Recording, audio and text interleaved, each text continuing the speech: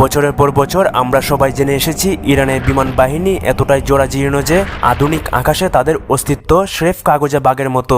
অথচ 2026 সালের এই উত্তপ্ত পরিস্থিতিতে বিশ্ব স্তম্ভিত হয়ে গিয়েছে।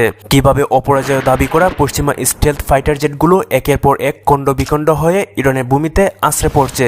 পেন্টাগনের গোয়েন্দা নথিতে যা ছিল কেবল কয়েক পাতার গোপন চুক্তি, তা আজ রাশিয়ার সেই ঘাতক বাজ পাখি SU-35 এর রূপ ধরে মার্কিন প্রযুক্তির কয়েক দশকের দম্ভকে এক নিমিষে ধুলোয় মিশিয়ে দিচ্ছে। বর্তমান এই পরিস্থিতিতে যখন সারা বিশ্বের গোয়েন্দা সংস্থাগুলো যখন নিজেদের অস্তিত্ব নিয়ে ব্যস্ত, ঠিক তখনই ইরান রাশিয়ার গোপন ডিলের ভিত্তিতে রাশিয়ার কাস্পিয়ান সাগর পেরিয়ে ইরানি বন্দরে এসে পৌঁছালো এমন কিছু কার্গো যা গোটা বিশ্বের শক্তির ভারসাম্য উলটপালট করে দিতে যথেষ্ট। রাশিয়ার সাথে ইরানের গোপন বন্ধুত্ব কেবল বন্ধুত্বের খাতিরেই নয়, বরং এটি একটি সুদূর প্রসারী কৌশলগত প্ল্যান। যুগের পর যুগ ধরে ইরানের বিমান বাহিনী চলেছিল ভিয়েতনামের যুদ্ধের সময়কার পুরনো মার্কিন বিমান দিয়ে, কিন্তু 2026 সালের এই সময়ে এসে যখন রাশিয়ার সুপরিচিত জেবজোদা কোম্পানির তৈরি আধুনিক পাইলট ইজেকশন কিট এবং ইঞ্জিনের যন্ত্রাংশ তেহরানে নামলো, তখন স্পষ্ট হয়ে গেল যে ডিলটি এখন আর কাগজে কলমে সীমাবদ্ধ নেই। SU-35 বা যাকে পশ্চিমা বিশ্ব প্ল্যাঙ্কারি নামে চিনে, এটি কোনো সাধারণ ফাইটার জেট নয়। এটি এমন এক আকাশ ছোঁয়া দানব যার ভেক্টরিং প্রযুক্তি একে মধ্যাকাশে প্রায় স্থির হয়ে দাঁড়িয়ে থাকতে বা চোখের পলকে দিক পরিবর্তন করতে সাহায্য করে। এই বিমানটি যখন আকাশে উড়ে তখন এর দুটি শক্তিশালী L-41 ইঞ্জিন এমন এক শক্তি তৈরি করে যা শব্দের চেয়ে দ্বিগুণ গতিতে একে টার্গেটের দিকে নিয়ে যায়। তবে এই বিমানের আসল জাদু লুকিয়ে আছে এর নাকের ডগায় থাকা ইরবিস রাডার সিস্টেমে। এটি 400 কিলোমিটার দূর থেকে যে কোনো শত্রু বিমানকে শনাক্ত করতে পারে, এমনকি যারা নিজেদের অদৃশ্য বা স্টেলথ বলে দাবি করে সে F-35 বা F-22 এর মতো বিমানগুলোকেও এই রাডারের তীক্ষ্ণ দৃষ্টি থেকে বাঁচাতে হিমশিম খেয়ে যায়। 2026 সালের এই আধুনিক সংস্করণে রাশিয়ায় এমন কিছু উন্নত সেন্সর যুক্ত করেছে যা সরাসরি রাশিয়ার সামরিক স্যাটেলাইটের সাথে সংযুক্ত।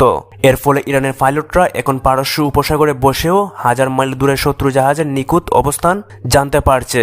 কিন্তু একটি শিকারী বাজ পাখি কেবল তার ডানা দিয়ে যুদ্ধ করতে পারে না, তার চাই ধারালো নখ। আর সেখানেই আসে আমাদের আলোচনার দ্বিতীয় এবং সবচেয়ে গুরুত্বপূর্ণ অংশ, রাশিয়ার দেওয়া সেই বিধ্বংসী মিসাইল প্রযুক্তি। যেখানে 2026 সালে এই গোপন চুক্তিতে রাশিয়া কেবল বিমান দেয়নি, বরং সেই বিমানের জন্য পাঠিয়েছে দুনিয়া কাঁপানো R-77 এবং R-73 এর মতো এয়ার টু এয়ার মিসাইল। এই মিসাইলগুলো একবার লক্ষ্যবস্তু লক করলে সেখান থেকে পালানো প্রায় অসম্ভব। বিশেষ করে R-77 মিসাইলটি হাই জেমিং পরিবেশে কাজ করতে সক্ষম, অর্থাৎ শত্রু যদি ইলেকট্রনিক জেমার ব্যবহার করেও একে আটকাতে চায় তবে এটা নিজ থেকে সিগন্যাল খুঁজে লক্ষ্যবস্তুতে আঘাত হানতে সক্ষম। তাছাড়াও রাশিয়া ইরানকে সরবরাহ করেছে তাদের KH-38 গাইডেড মিসাইল, যা অনেক দূর থেকে শত্রু দেশের রাডার স্টেশন বা কমান্ড সেন্টারগুলো গুঁড়িয়ে দিতে পারে। 2026 সালের গোয়েন্দা রিপোর্ট অনুযায়ী রাশিয়া ইউক্রেন যুদ্ধের সময় পশ্চিমা টেকনোলজি জব্দ করেছিল, সেগুলো রিভার্স ইঞ্জিনিয়ারিং থেকে প্রাপ্ত জ্ঞান এই মিসাইলগুলোতে ব্যবহার করা হয়েছে। এই মিসাইলগুলোর সুনির্দিষ্ট নির্ভুলতা বা প্রিসিশন এতটাই বেশি যে এগুলোকে বর্তমানে বিশ্বসেরা এন্টি রেডিয়েশন মিসাইলগুলোর একটি ধরা হয়। এখন প্রশ্ন উঠতে পারে, কেন 2026 সালে এসে রাশিয়া এত বড় ঝুঁকি নিচ্ছে? উত্তরটা খুবই সহজ। পূর্বে ইরান রাশিয়াকে হাজার হাজার ড্রোন দিয়ে সহযোগিতা করেছিল, তখনই ঋণের ভিত্তিপত্র স্থাপিত হয়। আজ রাশিয়া সেই ঋণের প্রতিদান দিচ্ছে তাদের সারা প্রযুক্তি দিয়ে। এর ফলে মধ্যপ্রাচ্যে কয়েক দশকের মার্কিন আধিপত্য এখন বড় চ্যালেঞ্জের মুখে। সো আপনার কি মনে হয়, ইরানে এই বর্তমান গেম চেঞ্জিং মুহূর্তের পেছনে আসল কারিগর কে? রাশিয়ার সেই বাজ পাখি SU-35 ফাইটার জেট, নাকি পর্দার আড়ালে কাজ করছে অন্য কোনো গোপন প্রযুক্তি?